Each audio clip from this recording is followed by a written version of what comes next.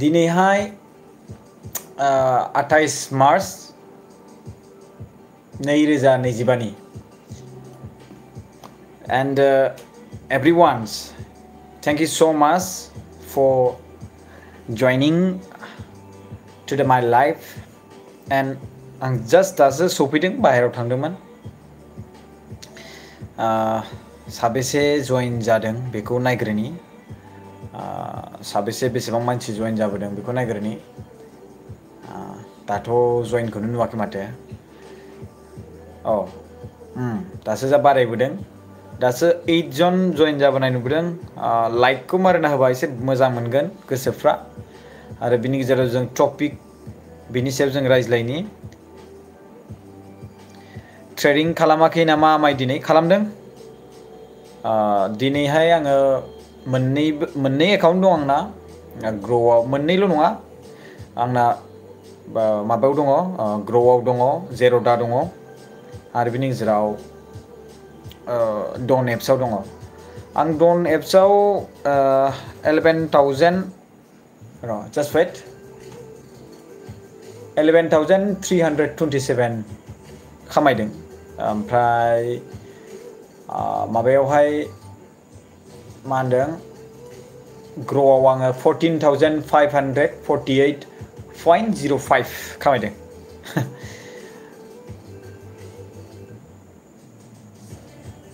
मारै खामायो आमाय सोलोंनांगौमोन सानसु बसुमतारी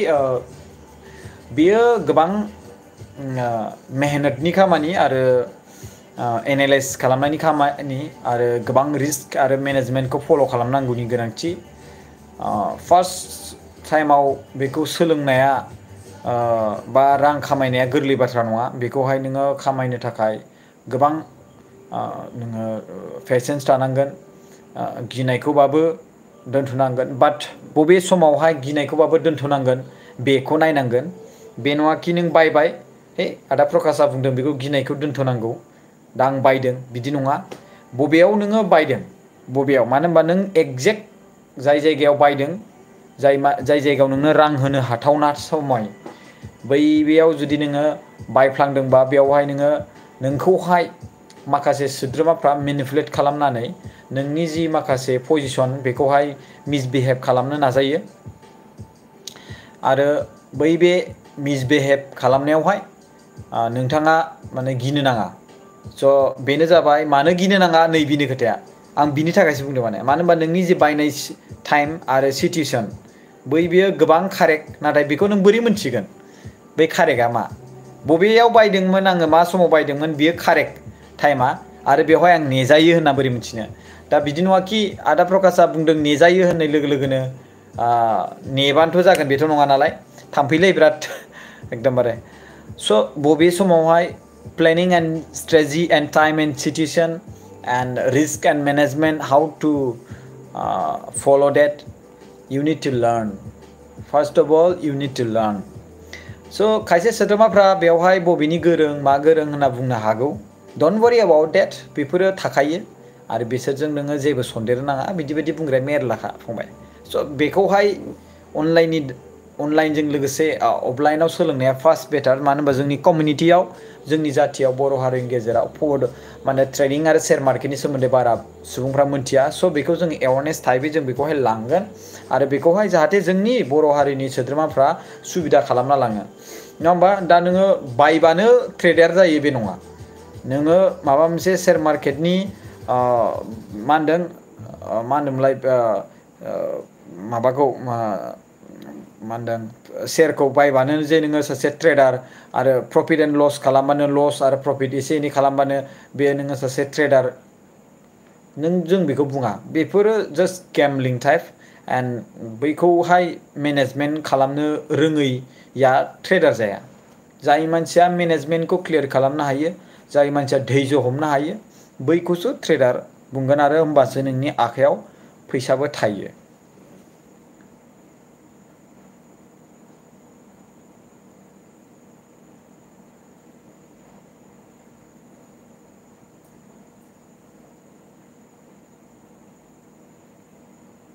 सरि बोरै सोरनि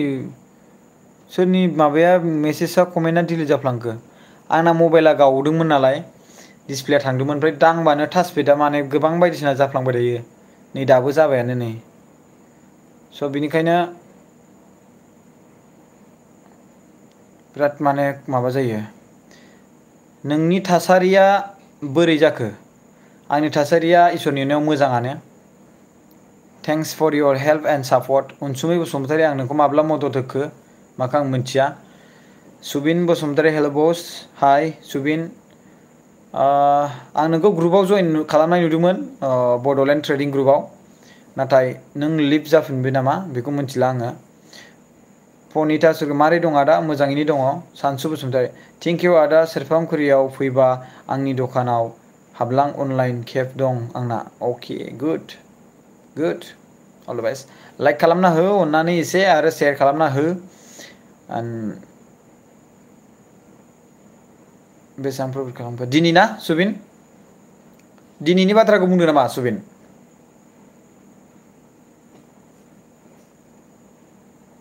हा सुबिन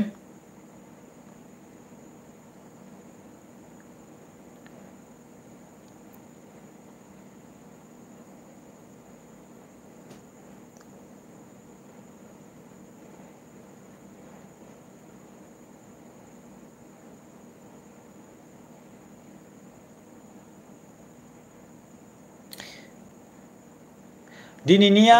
आं बुंबायना जास्ट वेट आङो स्क्रिनाव देखायनानै होनि नैबे जाबाय दिनैनि आं दहाय बुंदोंमोन जेनेबा 14,548 ओमफ्राय जास्ट वेट ओमफ्राय नैबे जाबाय आंनि गुबुन मोनसे एकाउन्ट सरि ओमफ्राय नैबे जाबाय 11,327 बे गुबुन एकाउन्टनि दै स' बेनो डेट्स अल दिनैनि जे आंनि आर्निं खालामनाय जि ट्रेडिं खालामना फैसा खामायनाय बेनो आरोना नोंखौ नों पान्जाबाव थानाय समनिफ्रायनो फल' खालामबोनाय आं सानसु बसुमतारी थेंक इउ स' माच फल' खालामनायनि थाखाय बाथ्राया जाहैबाय जों माबा मोनसे बिगिनिं खालामोब्ला खायसे सोद्रोमाफ्रा एसे बेखौ रोंफ्रामनानै गुबुननि बिगिनिं खालामनायखौ एसे गाव मास्टार जानायखौ गुबुना सोर बेखौ साननो हागौ आं जाबाय 2017-18 मायथाइनिफ्राय आं शेरखाननि दारै सोलोंबोनाय आरो शेरखानजों आं माखासे ट्रेड खालामबोदों बेनिफ्राय आङो फैदों मा होनदों 5 पैसा बिनि उनाव डन एप्स बिनि उनाव ग्र' स' बैजों आं माखासे गोबां फैसा लुजबो खालामनो गोनां जादों आरो आङो नोंगौ आं गनायो I have lose so money because it was my learning time and I don't mind it जुदि आङो लस खालामदोंब्लाबो but it's time to teach you all guys नोंथांमोना जुदि इन्टारेस्टेडब्ला you can join to my group आं मोनसे ग्रुप क्रिएट खालामनो थांगासिनो दं as a awareness and you can join that and I will teach what I have knowledge that and don't worry about that and you will guys learn lots of things from my side and if you have knowledge then please do share with me and I will learn from you but आंनि फारसेनिफ्राय आंनाव जि knowledge दं बे हिसाबै आङो earning खालामदों so that's why I believe that आंनि जि share खालामगोन नलेज बे नलेजआ नोंनि थाखाय बेनिफिट जागोन आरो नों बेजोंनो एसे एनैबाबो सोलोंनो हागोन मोजां ने फंबाय खबरफ्रा जाना बसुमतारी बुंदों मोजां थेंक इउ फरेक्सआव ट्रेड लादोंना आदा औ आङो फरेक्सआवबो ट्रेड लायो खिन्थु फरेक्सआव नोंसोर दा हाबथ'नो नाङा इफ इउ डन्ट माइन्ड फरेक्सआव दायो नोंसोरो हाबथ'नो नाङा मानो होनोब्ला फार्स्ट अफ अल इन्डियान मार्केटखौ सोलोंग्रोना लानाया गाहाम आरो बिनि दारैनो ट्रेडिंखौ बोरै खालामो बाय एन्ड सेल बोरै खालामो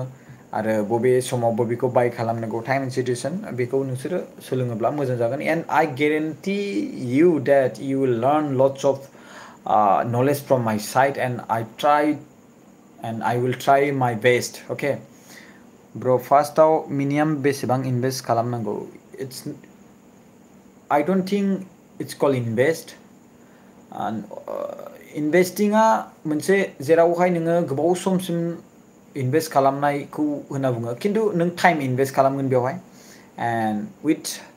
investing your time you can learn lots of money I think that ओमफ्राय but patience होनना थानांगोन you need to wait some you need to control your patience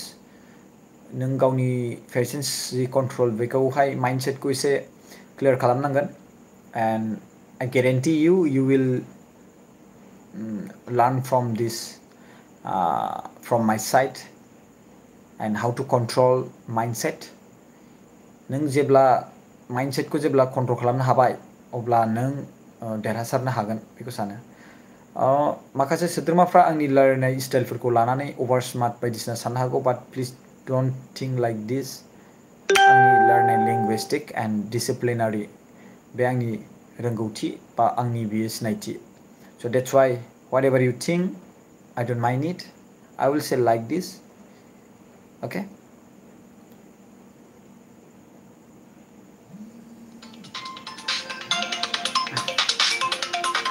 just wait फन फैदों दे बाजै औ हरबायमोन आं दे दे बै टेडी बियारा आनिदां ने औ नंगौ जाना माथो बेवाइफोरालाय बोरो फंबाय दङ ओंखाम संदों बिथांजोआ ओंखाम संदों लाइक खालामना होदो प्लिज डु लाइक आरे गाइस व्हाट हेपेन आंखौ मोजां मोनला नामा लाइक खालामब्रा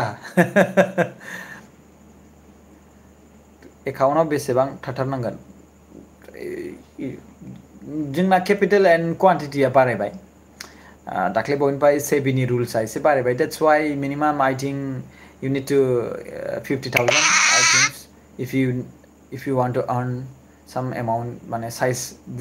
माबानि बायदिब्ला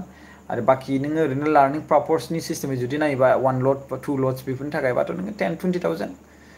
50,000 माबा 30-25,000 फ्रानो मोजां खिन्थु बेनिफ्राय नों लार्न खालामगोन आरो खिन्थु खामायनाया एसे माबा जागोन हे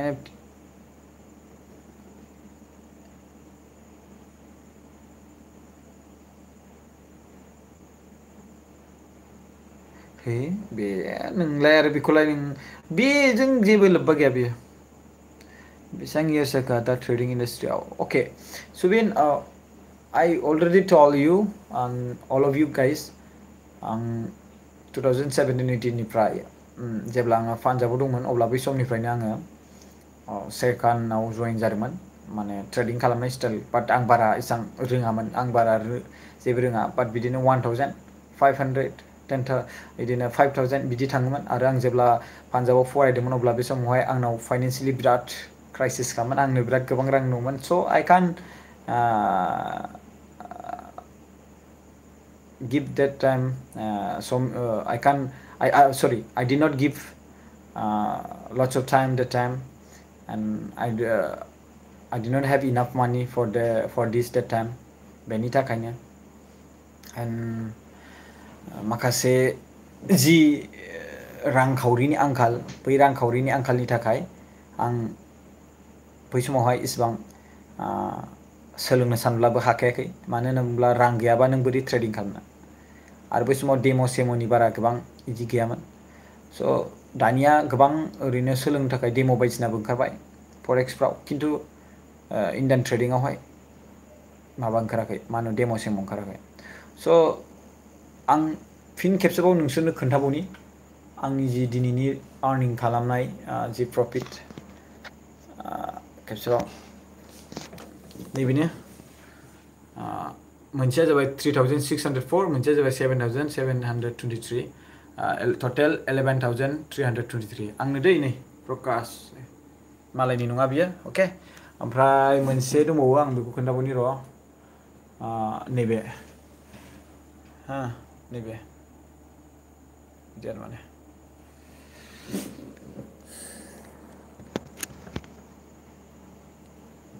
स' आङो मालायजों फैयाखै नों बेसेबां बोसोर एक्सपिरियेन्सजों जुजिनो फैयाखै हाउ माच you have experience I don't know that and आं नोंनि एक्सपिरियेन्सखौबो मिन्थिनो लुबैया बाट आं जाय मानसि सोद्रोमाफोरखौ नागिरदों बा सोलोंजानो लुबैदों बैसोर मानसिफ्रा इन्टारेस्टेडल' जानांगौ एन्ड फाइनेन्सियेलि एसे गैद्रायैबो जानो नाङा मानो होनबा गैद्राय जायोबा नों सोलोंनाय समावनो गोबां सम थांगोन बेयावहाय एसे एनैबाबो आरो नोङो सोलोंखांनायनि उनावहाय जानला माला अभार कनफिडेन्स आरो कन्ट्रल गैयियावहाय जि एसे एनै फैसा दं बेखौबो गोमायोब्ला नों खामायफिननो टाइम थांगोन स' you have to backup plan स' देट्स वाइ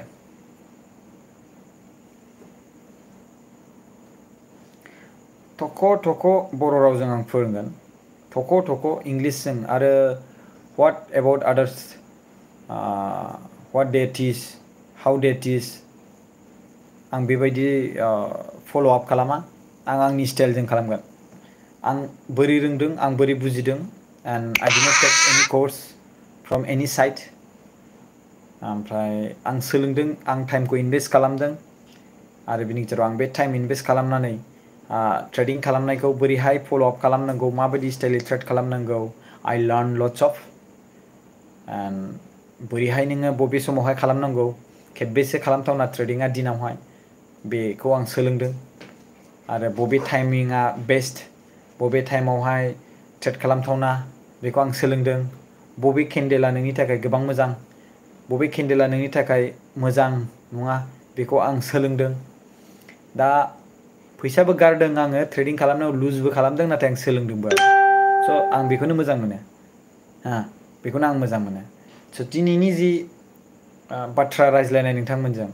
बे माबा मोनसे नंखाय फाला नङा आरो माबा मोनसे दुगाबो जानायनि बाथ्रा नङा बेखौ बयबो हायो नाथाय सोलोंनांगोन बा नोङो सोलोङालासिनो हायो होननानै थाङोब्ला आं बायदि गोबांखिनि रां नुकसान खालामनानै सोलोंनो गोनां जागोन बे मोनसे बाथ्रा रोंनाया रोंगोन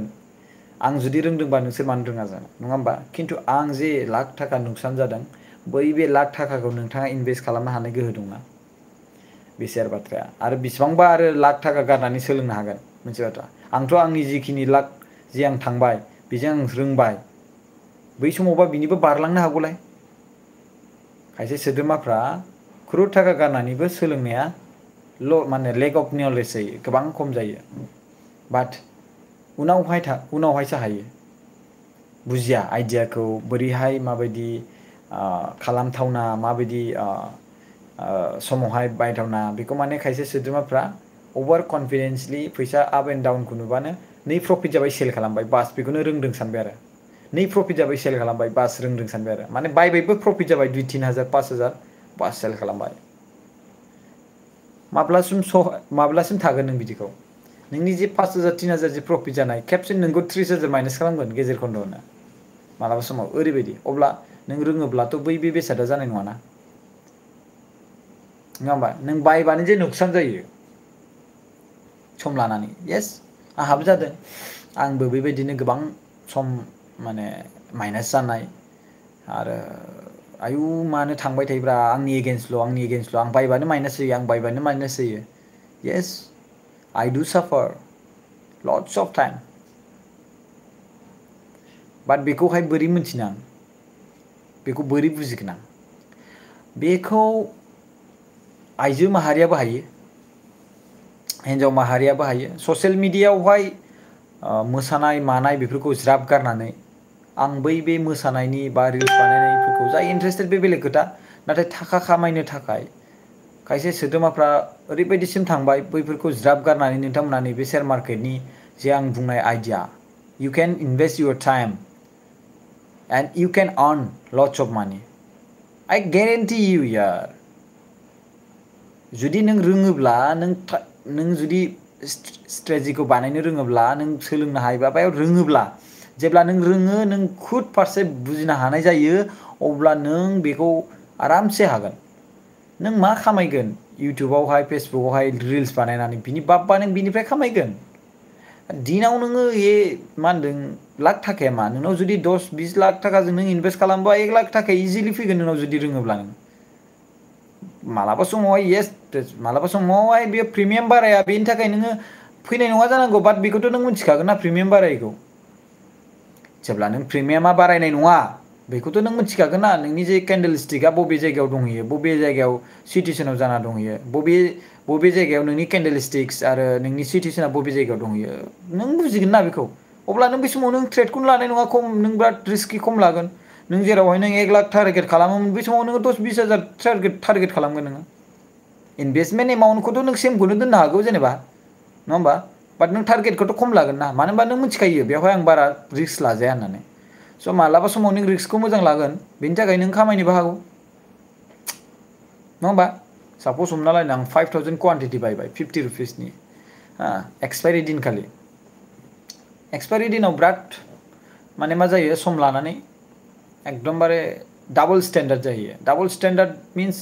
50 थाखाया माला 200 जाहैयो पात्ता मोननाय नङा 50 थाखाया माला 100 जाहैगोन पात्ता मोननाय नङा स' if you have but 5000 quantity अब्ला नोङो 5000 क्वान्टिटि 50 5 25 बेसेबां 2.5 लाख अब्ला नोङो बे 50 थाखाया आरो 50 थाखा बारनानै 100 थाखा प्रिमियामाव जायोबा होमबाथ' नों 2.5 लाख थाखा खामायबायलै भाइ नङा स' बेफोरबायदि जानाया बिराद इजि आरो सम्भावनाबो खिन्थु माब्ला बबे समाव बायनांगौ you need to wait 50 थाखासिम आंनो मानो नांगौ आं 10 थाखाबाबो थैयो आंनि थाखाय नङा होमबा साप'ज हमना ला 50 थाखासिम आंनो मानो नांगौ 20 थाखाबाबो थैयो 5 20 बिदि जायगाय 1 लाख 5000 क्वान्टिटियाव नङा होमबा साप'ज हमना ला 5000 क्वान्टिटि एन्ड 1 रुपिस 5000 जाबाय 2 रुपिस 20000 जाबाय नङा नङा बेबायदि आरो माने स' 10 रुपिस जायोबाथाय 50,000 जाया होमबा 5000 क्वान्टिटियाव बेबायदि आरो माने बाट नों रोंनांगोन आरो बबे समाव नों बे 50,000 जि बुंदों थख' थख' हिसाब लादों 50,000बो थांनो हागौ नोंनिया जुदि गोरोन्थि जायोब्ला साप'ज हमना ला 50 थाखायाव 5000 क्वान्टिटि बायबाय नोङो अब्ला नोङो 25 थाखा जुदि थाङोब्ला प्रिमियामा डाउन जानानै प्रिमियाम डिके जानानै अब्ला नोंहा बेसेबां थांखो बेसेबां थांखो 2.5 लाखबोथ' माइनास जानांगौना नोंहा नङा 50 थाखा हिसाबै नों जुदि बायदोंब्ला बेबायदि आरो माने स' साननो गोनाङा गोबां दं दा ट्रेडिंखौ मानसिफ्रा खायसे गोबां मिथिया नालाय गाज्रि बायदिसिना होननानै मा ट्रेडिं मा ओरै बुंनानै मानसिफोरखौ इनफ्लुयेन्स खालामनो हागौ जाय बेबायदि इनफ्लुयेन्स खालामो he don't and she don't have knowledge any knowledge she don't have any knowledge and he don't have any knowledge बिसोरखौ आंजों लोगो हमहो सोर बिसोरो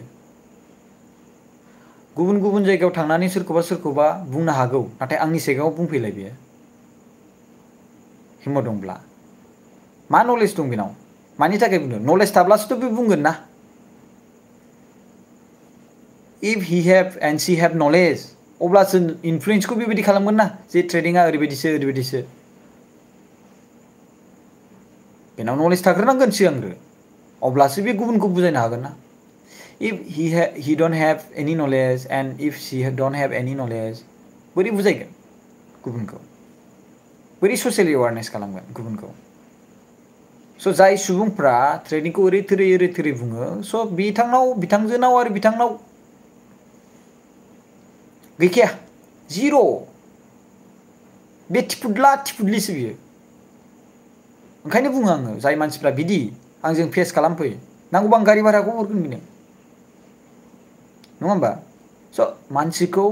गाज्रि इनफ्लुयेन्स खालामना लाब गैया नों जुदि रोङाब्ला दलद थानो साबसिन नङा होमबा नों रोङाब्ला दलद था खिन्थु गुबुनखौ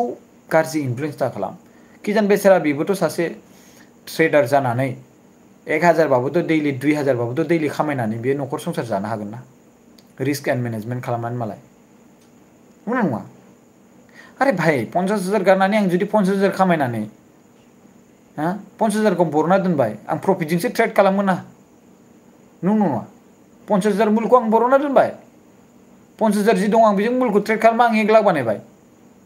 1 लाखनिफ्राय आं 50,000खौ बरनबाय 50,000 प्रफिट थाबावबाय आंनाव दा 50,000 आंनाव दङ बेखौ आं 1 लाख बानायबाय आं नांथ'आ आं 1 लाखखौ बरनथ'आ बे 1 लाखखौ आरो आङो 50,000 बानायबावबाय 1.5 लाख जाहैबाय 1.5 लाखनिफ्राय आं 50,000खौ बरनबाय 1 लाख थाबाय एकाउन्टाव बिदिनो जाखो 1 लाख प्रफिट जाबाय बा 1 लाखजों आं ट्रेड खालामबाय आं सप्तासे 1 लाखजों ट्रेड खालाम आं बेखौ 1 लाख बानायलायबाय सप्तासेयाव 1 लाख बानायलायबाय आं 1 लाखखौ नङा होमबा 1 लाख खालामखांनायनि उनावहाय बे जेब्ला 1 लाख जायो अब्ला आं बे सप्तासेखौ आङो नांथ'आ आं बे 50,000 मानो होनबा नों 10,000 जोंनो सोलिगासिनो बे मानखौ बे मासखौ मान्थलि नोङो 10,000 जोंनो सोलिगासिनो दङ अब्ला आं माने बे मासावलाय मानो 50-60,000 बाहायनो नङा आं जि 50,000 1 लाख थाखा मोनबाय प्रफिट आं बेखौ आङो बोसोरसे सोलिनो नाजानोसै नङा बोसोरसे सोलिनो नाजा आं जेबो बायथ'आ जेरै आं सोलिदों बिदिनो अब्ला नोङो बे 1 लाख थाखाजों नों बे नेक्स्ट बोसोर माने मान्थलियाव सप्तायाव नों 1 लाख बानायबाय 2 लाख जालायबाय बे 2 लाखखौ नों रिस्क एन्ड मेनेजमेन्टनि थाखाय नों 50,000खौ दोनथ'दो मालाबा लकसानबो जायो नालाय नङा होमबा 1.5 लाख 2 लाख थाखाखौ नों आरो बानायलायबाय 1 लाख केपिटेला 3 लाख जाबाय 3 लाखआव नों एसे गिदिर रिस्क लानो सानलायबाय नंगौना नङा अब्ला 1 लाखआव नों 50,000 दंबा 3 लाखआव नों माने 1 लाख हाया खेबसेनो ट्रेडआव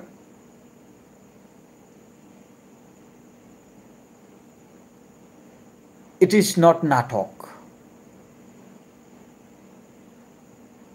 बे नाटक नङा रायजो राजाफोर आरो बियो गोरलैबो नङा जाय गोरलै नङा बेहाय बोरै इजि फैसा खामायनो हानो जेब्ला नों रोङो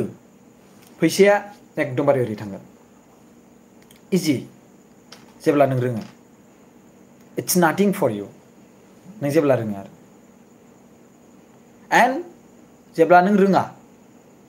खिन्थु बेकआप मानि थाथारनांगोन दे बेकआप मानि जेब्ला नोङो रोंबाय रोंनानै बाय मिस्टेकै नोङो नेटआबो प्रब्लेम जाना होबाय माबाय फैसा बेव एसे एनै उरायबाय अब्ला बेखौ नोङो खामायफिननो बोखांफिननो थाखाय नोंनाव फैसा थाफिनथारनांगोन मानो होनबा you have knowledge but by mistake and due to net issue internet issue मार्केटखौ नों सेल खालामनो हादों मानो 5,000 10,000 नोंहा माइनास थांफ्लांनो हागौ स' बैफोरनि थाखाय माखासे risk and management and backup policy थाथारनांगोन नोंनि स्ट्रेटेजिया थिगब्ला नोंनि ट्रेडिंनि साइक'लजिया थिगब्ला आइ डन्ट थिंक माने ट्रेडिं खालामनाया नोंनि थाखाय गाज्रि जागोन मानो होनबा नों जेब्ला रुल्सखौ फल' खालामगोन आं दिनै मोनबाय 50,000 2 लाख थाखाजों थोबाय बास I don't trade anymore for today I close that दिनैनि थाखाय आं बेखौ क्ल'ज खालामबाय मिथिबायना बेबायदि माने स' नोंनि जि साइक'लजि बै बुस्थुखौ नों जुदि जेब्ला नों हमथानो हाया ट्रेडिंआव नों माब्लाबाबो नोङो इनाफ नोंनि थोजासेखौ नोङो खामायनो हाखानाय नंखाया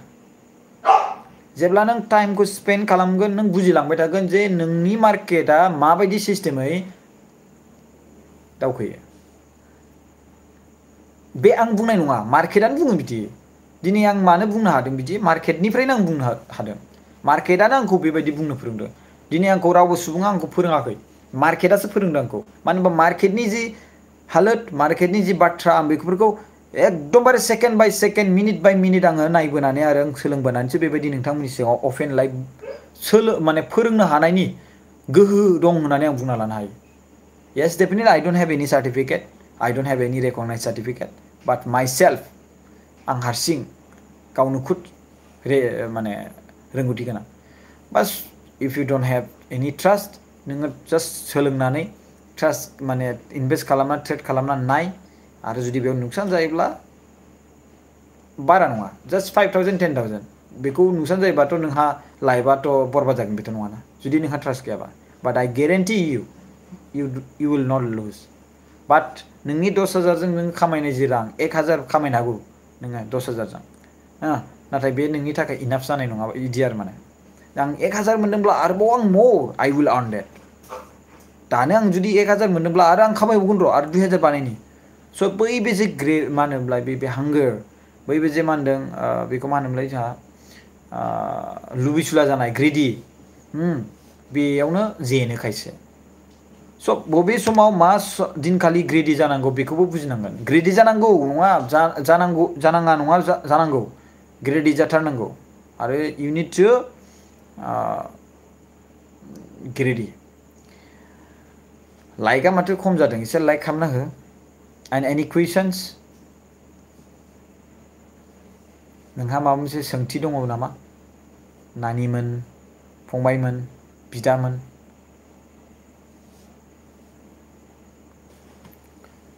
दा बेवहाय खोथा जाहैबाय कि नोंलाय बेसेबां मा होनदों बोसोर आंबोथ' ओरैबायदि आंनो ओरैबायदि फोरोंनो नाजायाखै मायाखै बिनि थाखायनोथ' नोंनि थाखाय नोंनि चक्कराव जोंनि जातिनि जे रोंगौथिखौ मानो खमायनो जों मानो फावसायना थानो मार्केटखौ जों बुजिनांगोन जों गोग्लैसोना थानाय जायगाखौ जों बोरैहाय जौगाहोनांगौ बेखौ जों बुजिनांगोन ना जों नाजानांगोन जे जोंनि जायगाया समाजा माबायदि गोग्लैसोना दङ जाय बेसादनिफ्राय जोङो दोनखोजानानै दङ सोरबा बायदिसिना अबेबा 1000 2000 जायो 2000 3000 जायो होननानै माने नेटवर्क मार्केटिंआव हाबनानै फैसा लुथिजादों लाख 50,000 60,000 लाख थाखा अब्ला ट्रेडिंआव जाय ट्रेडिंआ बिदि नङा बेयाव मानो सोलोंनो हाया हागोन डेफिनेटलि मानो हाया बेलाय मा होनदों हाजार लाख थाखा नोङो मा होनदों ओरैनो गेम्बल मा होनदों टास बायदिसिना एप्सफ्राव गेले ओरैनो जास्ट वेस्ट खालामलाबायो बैफोर रांखौ गावनि नलेजनि थाखाय जाय फेक नङा जाय नंखाय नङा जाय ट्रु आरो बे दुनियानो बेजोंनो सोलिगासिनो दङ दिनै शेयार मार्केटआ डाउन जायोब्ला गाबोननो जोंनि मार्केटआ माबायदि जागोन दिनै मुकेश आम्बानियानो होन दिनै नोङो माबायानि मा होनदोंमोनलाय गौतम आदानियानो होन बिसिनि शेयार मार्केटफ्रा डाउन जायोबा दिनै इन्डियानि मार्केटआ माबायदि क्राइसिस जागोन नोंसोर मिथिगौ दुनियानि ग्लबेलि शेयार मार्केटआनो जुदि डाउन जायोब्ला दुनिया माबायदि जागोन नोंसोर मिथिगौ गोबां गोग्लैगोन गोबां डाउन जागोन स' बै बे बेसादा जे दुनियाखौ सोलायहोनो हायो बै बेसादा जे कान्ट्रिखौनो सोलायहोनो हायो अब्ला साननानै नाय बै बुस्थुआ बोरै इलिगेल जानो बोरै गेम्बलिं जानो बोरै जुवा जानो इट्स नट कल्ड जुवा बे जुवा नङा येस डेफिनेटलि नों जुदि जुवा स्टाइलै जुदि उइदाउट एनि नलेज जुदि नों खालामोबाथ' येस बे जुवा जाखागोन नों जुदि उइदाउट जेबो नलेजआनो गैया नोंहा बिनि सोमोन्दै जाय जेबो नलेज गैया नोंनियावहाय बै नलेज गैयैयाव नोङो बाय सेल नै बायबाय लोगो लोगोनि 1000 मोनबाय सेल खालामफिनबाय मोनबाय 1000 प्रफिट आरोबाव बायबावबाय आरोबाव है 1000 थांफिनबाय आरो बायबाय है 5000 माइनास जाबायलै आरो बायबाय आं खेबसेनो थांबाय 10000 प्रफिट 5000 रिकभार जाफिनबाय माय गड थेंक इउ र' आरो आं 5000 लाबोनि आरोबाव बायनानै आरोबाव माइनास खालामबाय 10000 स' नों बेबायदि खालामोबाथ' बेथ' yes definitely I will call that जुवा प्लेटफर्मा जुवा नङा नाथाय नों बैखौ जुवा स्टाइलै लांदों बेसो बाथ्राया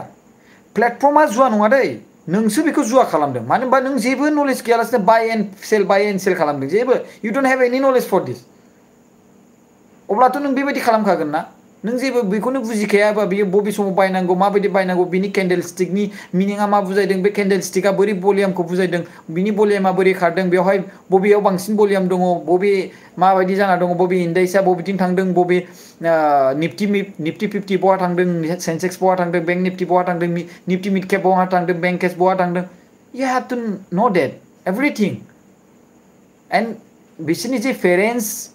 बा बिसोरनि जे मोनसे माने अर्गानाइजेसन ग्रुप थायो इन्डिया स्टक बायदिसिनाजों थिखांनाय बै स्टकनि जि वेट गोनां बैफोरखौ जों नोजोर होनांगोन we need to watch list साप'ज हमना ला नोङो बेंक निफ्टियाव जुदि बिनि बेंक निफ्टिनि जि हेभि वेटआ जाहैबाय HDFC बेंक बा SBI बायदिसिना नङा होमबा पाब्लिकनि जे गभर्नमेन्ट बेंक आरो बिनि गेजेराव प्राइभेट बेंक स' बेफोरखौ जों नोजोर होनांगोन डाउन एन्ड आप बबे मोनसेया माबायदि फर्मै थांदों आरो बिनि प्रिमियामा बोरै खारदों जुदि गोजौ थांदोंब्लाबो बिनि प्रिमियामा माबायदि खारदों आरो गाहायाव थांदोंब्लाबो बे गाहायनि प्रिमियामा बोरै थांदों अफकर्स माब्लाबा टाइमाव मा जायो मिथिगौ ना जे इन्डेक्सनि जि मा होनदों केन्डेल बे गोजौ थांगोन नाथाय प्रिमियामा दावखोआ स' जों बुजिनांगोन बेयावनो डेट बिनि मिनिङा मा अब्ला रावबो इन्टारेस्टेड गैया डेट मिन्स बियो गोलैनो हागौ अब्ला नों बे समाव नों रिस्क लानो हायोब्ला फुड साइडथिं नों रिस्क लायोब्ला अब्ला नोंहा दावखोबाय मार्केटआ नोंना मा होनदों प्रिमियाम बरायबाय नाथाय कनफार्म गैयालासिनो नों खालामगोन ना बेवहाय अब्ला नों बेयावनो दुबिगोन मानो होनबा थगायबो बेनोथ' मानोथो बुंखाङो थगायनायबो सम जायो मानो होनबा बेखौ बुजिनांगोन बे बुस्थुखौनो बुजिनांगोन बे माब्ला जायो बबे समाव आरो आं माब्ला बुजिगोन बेखौ स' बेखौनोथ' आं फोरोंगोन बेखौसो बुजिनांगोन ना नोङो मेन थिंसाथ' बेसो ना स' दा खायसे सोद्रोमाफ्रा ट्रेडिङा मा बेखौ बुजिनाय नङा बहा खालामनांगौ माबोरै खालामनांगौ बेखौ बुजिनाय नङा आं मा बुंदों बेखौ बुजिनाय नङा मा बुंदोंब्रा आदा प्रकाशालाय बे बे फंबायालाय मानि सोमोन्दै रायलायदों खायसे सोद्रोमाफ्रा दा जइन जानाय हिसाबै बिसोर बुजिनो सेस्था खालामदोंबो जानांगौ शेयार मार्केटनि सोमोन्दै जोङो शेयार मार्केटआव डिमान्ड एकाउन्ट खालामनांगौ आरो बेवहाय नोङो गोबां माने ब्रकारेज प्लेटफर्म दङ बैनि दारैहाय नोङो ट्रेडिं खालामनो हायो FNO future and option I prefer mostly future and option and आङो फिउचार एन्ड अपसनल' ट्रेड खालामखायो बांसिनानो फिउचार एन्ड अपसन आङो स्टकआव बेबायदि इन्ट्राडे वगैरह आं बारा खालामा आङो इन्ट्राडेजोंनो सोलोंदों खिन्थु गोसोआव लाखि इन्ट्राडेजोंनो आङो सोलोंदों मानो होनबा मार्जिन गोबां मोनो खम एमाउन्टजों आङो मार्जिन गोबां मोनो आरो बिनि गेजेराव माने फैसानि जि बांलाय खमायलाय आङो बेखौ माने गोजोननाय नुनो मोनो मानो होनबा जेसेबां बांगोन फैसा एसेबां नोंहा गोजोननाय मोनो जेसेबां खमायगोन एसेबां दुखु स' बेनो आरो खोथाया स' नों रोंब्लानो आरामसे बिन्दासै माने न'आव जिरायनानै एकदमबारे चुटकी भर में कितना कमा पाएगा वो आपको पता है बाद में पता चलेगा जब तुमको वो नॉलेज आ जाएगा कैसे करना है करने के बाद कब रुकना है और तुम्हारे पास क्या क्या जरूरत होगा मा नांगोन नोंनो नङा होमबा थ' बैफोर बेसादफोरखौ नोङो बुजिनांगोन आरो माने मा नोंनो मा बेसाद नांगोन नोंनो दा नोंनि बे बेसादखौ सामलायनो थाखाय नोंनाव माबा मोनसे स्पेसिफिक सिस्टेम नांगोन नामा येस आंहा सिस्टेम दङ आं नोंसोरनो खोन्थानि र' बेखौ सिस्टेमखौ सापस हमना ला नैबेयाव आं बेखौ खोन्थानि र'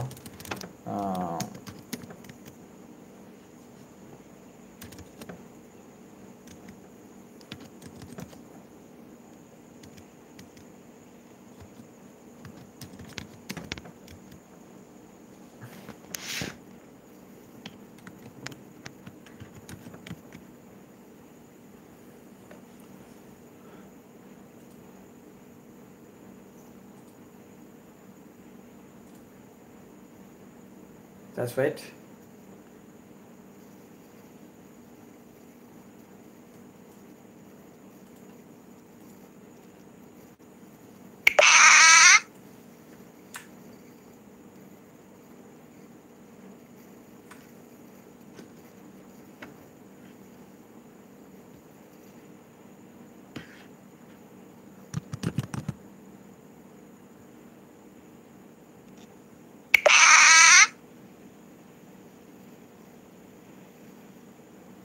आं मबाइलजोंसो लाइभ होदों नालाय नङाबा आङो बै स्क्रिनाव आं बेखौ देखायनो हागौमोन मानो होनबा आं मबाइलजोंसो लाइभ होदों नालाय बिनि थाखायनो आं नोंसोरनो बेखौ मबाइलजोंनो देखायनो गोनां जागोन आरो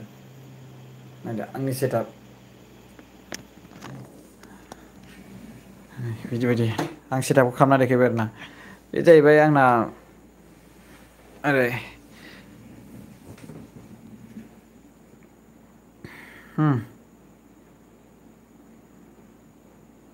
बेबायदि सेटआपजों आङो आरामसे ट्रेडिं आंनि सेटआपाव जिरायो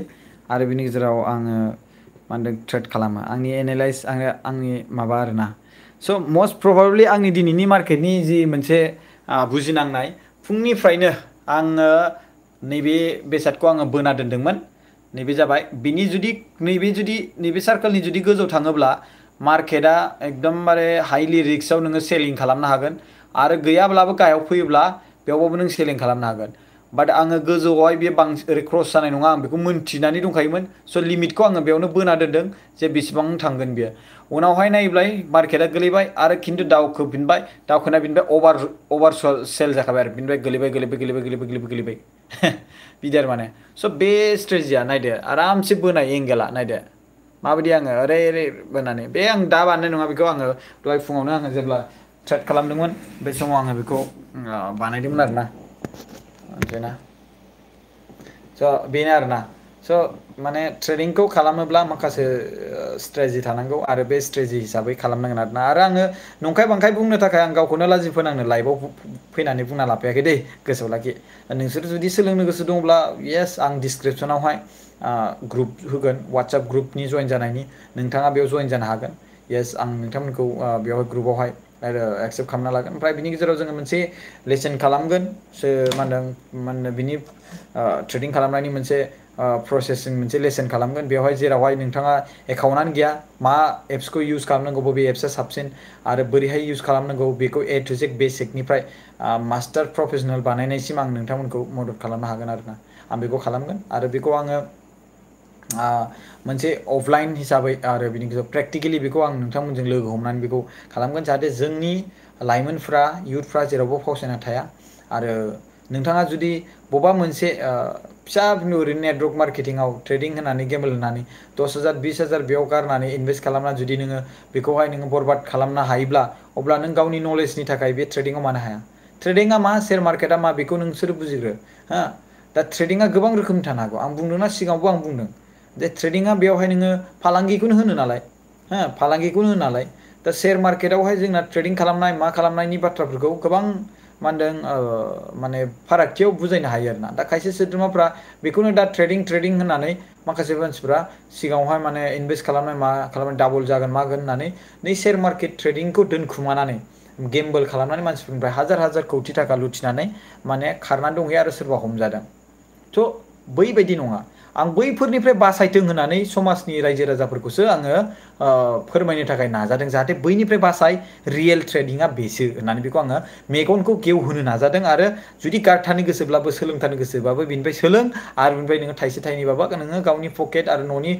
माबानि थाखाय नों हागोन आरो बे नङाखि नोङो बहाबा नों आन्दा खानुन नों जेरावहाय जेबोखौनो मोनथिया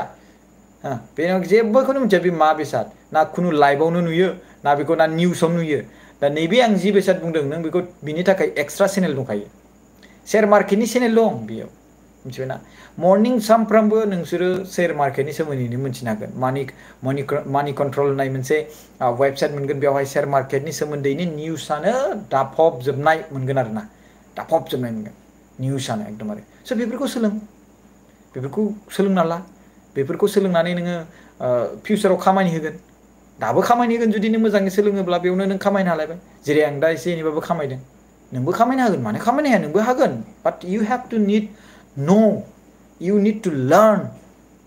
बेनिखायनोथ' आं मोनसे आंनि गोसो गोरबोनिफ्राय आं मोनसे जिरोंनाय दाख्लैबावथ' आंना बिराद गिदिर एक्सिडेन्ट जाना थांबाय स' आंनाव जि दङ एसे एनै सोरनोबा होलांनानै आङो नलेजफोरखौ जि एसे दङ आरो नोंनावबो दङ नों ट्रेडिं खालामखांबायदां नोंबो एसे जारनि खालाम बोसोरसे बोसोरनै जाबाय एसे एनै जि सम लानानै डिसटेन्स खालाम ट्रेड खालामो नोंबो मिथिगौ जानांगौ नाथाय फुल टाइमथ' नों ट्रेडार जाफेराखै आं बायदि फुल टाइम ट्रेडारथ' नों नङा बाट आं फुल टाइम ट्रेडार आंथ' सानफ्रामबो ट्रेड खालामो जेब्ला शेयार मार्केट अपेन जायो सेटारडे सानडेल'सो बाद सेटारडे एन्ड सानडेआवबो आङो गल्ड बायदिसिना बिटिसि बायदिसिना आङो ट्रेड खालामबावनो नाजाबावो बिदि आरो माने स' सोलों आङो वाट्सएप ग्रुपावहाय मा होनदों आङो बिनि डिसक्रिपसनावहाय कमेन्टआवबो नङाबा डिसक्रिपसनावबो आं लिंक वाट्सएपनि ग्रुप होगोन आरो 43 मिनिट आं नोंथांमोनजों लाइभ खालामबाय आरो बेवहाय जि माबा मोनसे बुंनायफोरखौ बुजिदों बे बुजिनो नाजादों बे हिसाबै नोंथांमोना लाइभआव थादों आं बेखौ आङो मिजिंथिबाय आरो बुजिनो नाजायाखैबाथ' इट्स आप टु इउ नों मा नोजोरजों लाइभआव थादों आं बेखौथ' मिथिला आरो दसे सम होनायनि थाखाय आंनि थाखाय गोजोननाय थाबाय आरो फैयो थाङो लाइभ नायग्राफ्रा इट डाज नट मिन देट आङो माने गाज्रि मोनगोन बिदि नङा बाट जाय सासे सानैबाबो साबबाबाबो जि गोसो होनानै खोनासंदों थेंक्स टु देम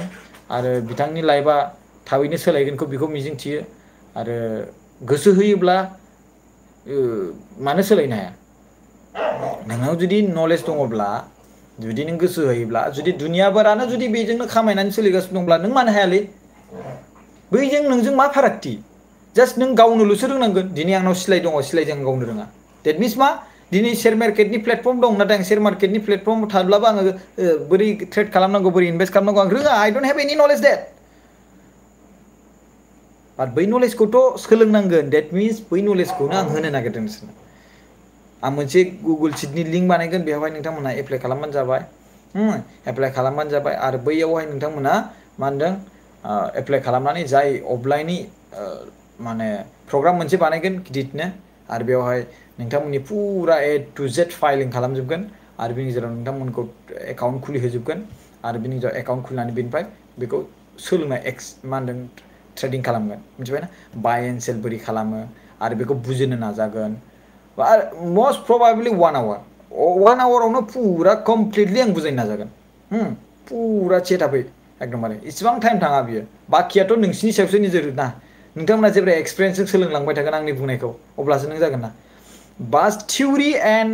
प्रेक्टिकेल बुजिनो थाखाय 1 आवरावनो जथेस्थ' एकदमबारे बिदि आरो माने आंहा माने माबा दङ मासे मुनि दं मा होनो सैमा फिसिना दङ मुनि फै फै फै फै yes good good एकदम नायदो बे मुन्नि बेनि नामा मुन्नि आं बेखौ बिराद अनो आरोना एकदमबारे बहायनिफ्रायनो फैनो नाजाबाय थादों पारमिसन मोनाखै नालाय ओंखायनो फैयाखै आरो माने ओंखायनो लेंहरबाय आङो दहायनिफ्राय गाबख्रावबाय थायो खोनाबाय थादों दा नोंसोरो गाबख्रावबाय थानाय फैनो फैनो होननानै एकदमबारे फैनो होननानै गाबख्रावबाय थादों ओमफ्राय आं लेंहराखैमोन नालाय ग मालिक ग थांबाय दा बिदि आरो माने बिराद खोथा मानियो आंना सैमाया मुन्नि नामा स' थेंक इउ जोङो लोगो मोनफिनबावगोन बिनि बाथ्रायै दिनैनि दिना आङो गोबां बाथ्रा रायज्लायबाय नोंथांमोनजों सोरबा बुजिदोंबो जानो हागौ सोरबा मोजांबो मोनाखै जानो हागौ बिनि थाखाय आङो दुखु मोननाय फोरमायो जाय नट इन्टारेस्टेड दे कैन लिभ जाय इन्टारेस्टेड गैया आरो आङो बिसोर नायै जोंहा खुनु फारागथि गैया नङा होमबा दा आंहा मोनसे नोंसोरनो मा होनदों फोरमायनो गोनां खोथा दंमोन आं बेखौ फोरमायबाय आरो बेवहाय खुनु एटिटिउडनि बा इग'स्टिपनि बाथ्रा नङा आङो गुरैयै आरो बयखौबो हामलायै गोसो गोरलैजोंसो आङो मानसिफोरखौ बुंदों दायो आरो बिनि गेजेराव बयखौबो आरो बिनि गेजेराव सोरबा बेनि गेजेरखौनो माबा मोनसे फोरमायनानै पलिटिकेलि बायदिसिना मोनसे लांनानै आंखौ जुदि ओरै अभार स्मार्ट ओरै बायदिसिना बुंनो थांबा it's up to them I don't mind it and he can make me like this आंसो जागोन बे आंखौ बानायनो हाया जेबो बानायनो हाया नङा होमबा स' माबा मोनसे बाथ्रा बुंनायखौ जुदि नों फोलानानै बेखौ ओरै थोरै होननानै नों जुदि बेखौ भाइरेल खालामनाय मानाय खालामोबा बे बिथांनि बाथ्रा आरो नों आंनि नोजोराव आंखौ गाज्रि नोजोरजों होबाबो नों आंखौ जेबो खालामनो हाया मानो होनबा नोंनाव जुदि नलेज थायोबा सोरबा सासे डक्टर जायोब्ला बिनि खाथियावहाय नों हाजार गाज्रि मोन बेखौ बिनि खाथियाव नों थांखाथारनांगोन